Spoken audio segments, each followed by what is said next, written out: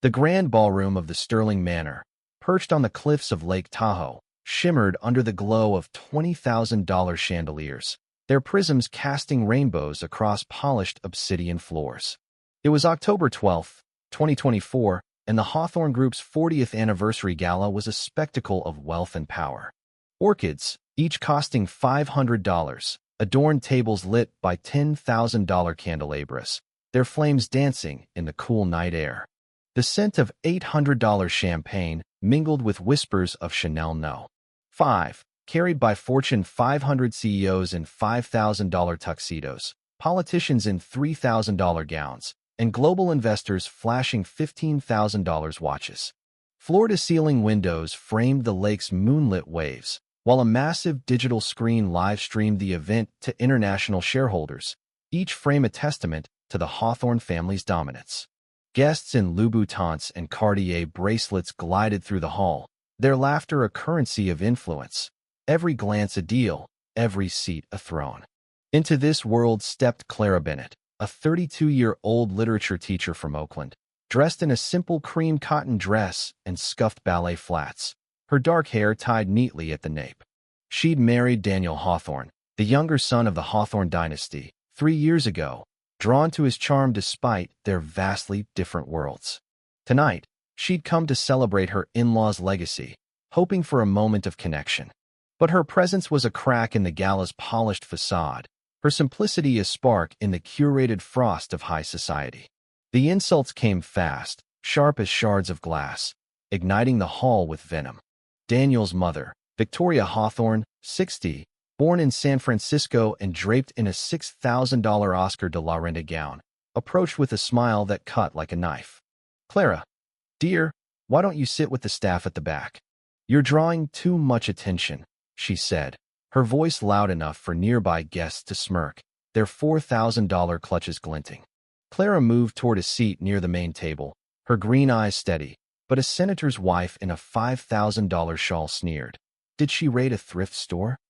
The laughter echoed, their $700 heels clicking like a guillotine. Clara smoothed her dress, her face calm, but the crowd's cruelty was a suffocating weight, their scorn a blade against her quiet grace. The mockery surged, a choreographed assault meant to crush Clara's spirit. A group of investors, led by a tech mogul in a $4,000 tuxedo, gathered near the bar, their $600 cigars pointed at her seat. "She's a charity case who lucked into a ring," he scoffed, tossing a $200 coaster toward her table. "Go back to your chalkboards, darling." Another guest, waving a $1,500 fan, shouted, "That dress is an insult to Sterling Manor." The laughter roared, their diamond cufflinks flashing as a hedge fund manager bellowed, "She's a stain on the Hawthorne name." The live stream flickered, amplifying their taunts to millions. Clara's eyes remained steady, but the weight of their disdain was crushing. Daniel's sister, Olivia Hawthorne, 29, strutted forward in a $4,000 Gucci dress, her $2,000 earrings swaying. "Is that an iPhone 8? She mocked, pointing at Clara's phone. "I thought only retirees used those." Her clique erupted, their $5,000 bracelets flashing. "That dress is minimalist to a fault, like she ironed a bedsheet," Olivia's friend, a venture capitalist, added. Olivia leaned in, her whisper a dagger. "Clara, you're an embarrassment to Daniel. He deserves someone with real class." The live stream captured every word, broadcasting the venom to the world. Clara adjusted her hair, her composure unshaken, but the audience watching at home felt their hearts pound, their fury rising at Olivia's vicious slander. The cruelty escalated as Olivia took center stage, her dress shimmering under the chandeliers. "This woman's a fraud," she declared, gesturing at Clara's flats. "She probably conned Daniel into marriage to leech off our empire." Her clique cheered, their $5,000 earrings swaying. "She's a nobody, not a Hawthorne," Olivia sneered, silencing the murmurs around her. The guests roared, their scorn a suffocating tide, whispering, "She's a scam." The live stream flashed a mocking caption, "Uninvited guest." Clara's fingers brushed her dress, her smile a shield, but the elite's slander was a public crucifixion. Daniel's betrayal cut deeper. He stood by the bar, his $3,000 tuxedo crisp, flirting with Sophia Grant, a stunning CEO in a $5,000 gown. "Clara, can you check the menu for me?" he called out, loud enough for the hall to hear. "I need to order for you and Sophia." The guests chuckled, their $600 flutes clinking as Sophia smirked, her $10,000 necklace gleaming. Daniel, 34, raised in Palo Alto, had once cherished Clara's simplicity, but now his eyes lingered on Sophia's polish. "You're not cut out for a Forbes cover with me," he'd told her earlier, his words now echoing in her silence. The live stream zoomed in on Clara's worn flats, captioned out of place. Clara gripped her dress, her face serene, but the audience's rage surged, their hearts pounding at Daniel's public treachery. Even the staff joined the assault. A housekeeper, Karen Wells, 47, born in Reno, approached Clara in the kitchen, her $200 uniform starched. "If you hadn't married into this family, you'd be scrubbing floors somewhere," she said, loud enough for the catering team to snicker. "You don't belong in this hall." The live stream caught the exchange, amplifying the insult to shareholders. A senior waiter, Michael Tate, 40, from Sacramento, added fuel during a toast. "Miss, the service wing needs hands," he said, gesturing at Clara's dress. "Your attire suggests you'd fit right in." The staff laughed, their $100 aprons rustling, sparking chuckles from nearby CEOs. Clara stood by the counter, her eyes steady, but the staff's scorn was a crushing weight. The audience's fury flared, their hearts breaking for Clara, their rage a tidal wave against this orchestrated lie. The mockery grew bolder, a venomous chorus echoing through the hall. A financial journalist in a $2,500 suit leaned toward his date, sneering. "She's some charity case Daniel picked up." His date, in a $3,000 gown, laughed. "She's an insult to the Hawthorne legacy." A tech mogul shouted. "She's a nobody in a sea of titans." A socialite tossed a $200 napkin toward Clara's seat, whispering, "Back to Oakland, sweetheart." The live stream lingered on Clara, amplifying the taunts to millions. Clara stood by the bar, her eyes burning with quiet fire, her dress smoothed. She'd spent years shaping young minds, but the guests' scorn was a crushing weight. Rumors spread like wildfire. A group of politicians in $3,500 gowns hissed, "She's a gold digger, here to snag a fortune." Another added, "Her marriage is a cover to crash our circle." The live stream flashed a zoomed-in shot of Clara's dress, captioned "Intruder Alert." Clara's fingers brushed her hair, her gaze steady, but the elite's slander was relentless. The gala's cruelty peaked during a shareholder toast, a ritual to honor the Hawthorne Group's elite. The host, in a $3,000 tuxedo, took the mic, his voice booming. "Let's celebrate our visionaries," he said, gesturing toward Victoria's table. The live stream panned to the Hawthorns, their gowns gleaming, while Clara was ignored. A CEO shouted, "Keep the riffraff out." The applause roared, the digital screen flashing Clara's flats, captioned "Guest Error." A politician bellowed, "She's a disgrace to Sterling Manor." The laughter was a crushing tide, their arrogance a public execution. Clara adjusted her hair, her eyes steady, but the gala's betrayal was suffocating. Clara stepped out of the ballroom, her flats silent on the marble, her heart heavy but her resolve unbroken. She'd hidden her past to live authentically, raised by her father, James Bennett, a reclusive billionaire who'd built Bennett Enterprises in silence. She'd chosen teaching over boardrooms, Oakland over penthouses. But tonight, the Hawthorns' cruelty demanded truth. Her phone buzzed in the dim corridor. "Miss Bennett, your father won't attend," her assistant said.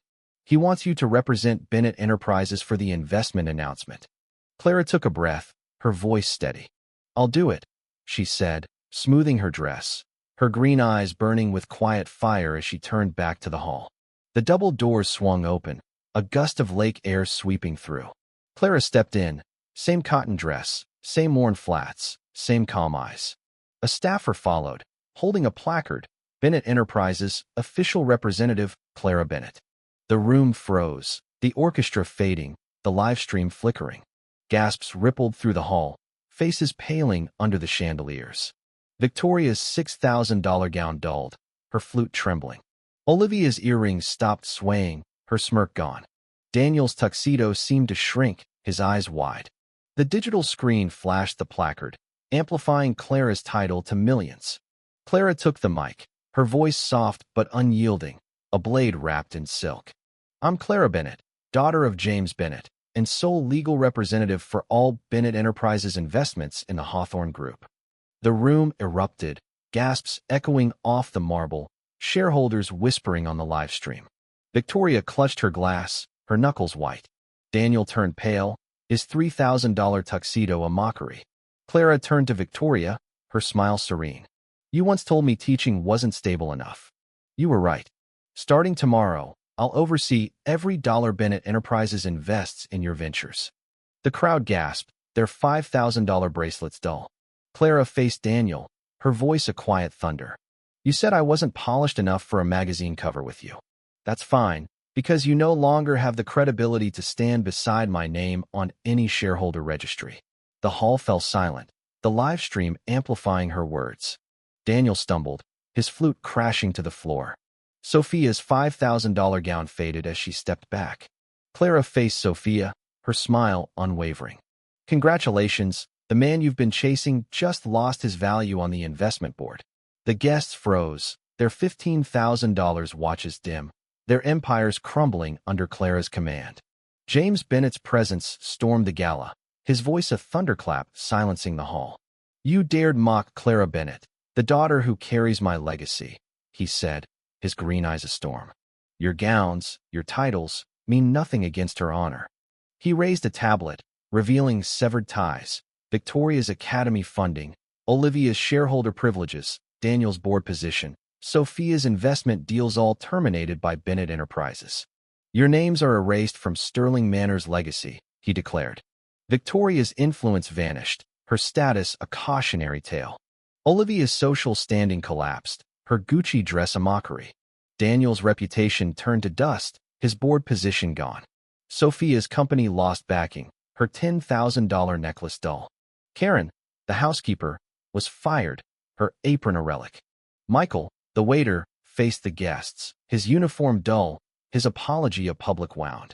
The staff who'd sneered stood last, their badges stripped, their jobs ended. The live stream broadcast their disgrace to millions. James faced the crowd, his voice booming. Sterling Manor was built for excellence, not exclusion.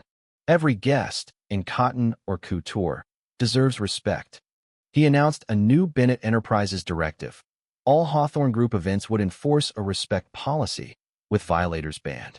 The live stream displayed the policy, amplifying his decree. Clara stood beside him, her dress a quiet crown, her triumph a beacon. She stepped out of the manor, the media parting like the sea. A black Rolls-Royce Phantom pulled up, its chrome gleaming. James stepped out, his $20,000 suit pristine, his presence a storm. My daughter stayed quiet out of respect, not weakness, he said to the cameras. Today, the world returned to its proper order. Clara took his hand, her eyes radiant, her triumph sealed. The audience roared, the gala's hierarchy collapsing under her quiet fire. They thought Clara was a misplaced accessory at a diamond-studded party, but in the end, it was they who no longer belonged in a world that valued truth. What do you think? Can wealth ever justify cruelty, or does true power lie in dignity? Should Clara have revealed her identity sooner, or was her silence her greatest strength? Drop your thoughts below, like, share, and subscribe for more stories that flip the script.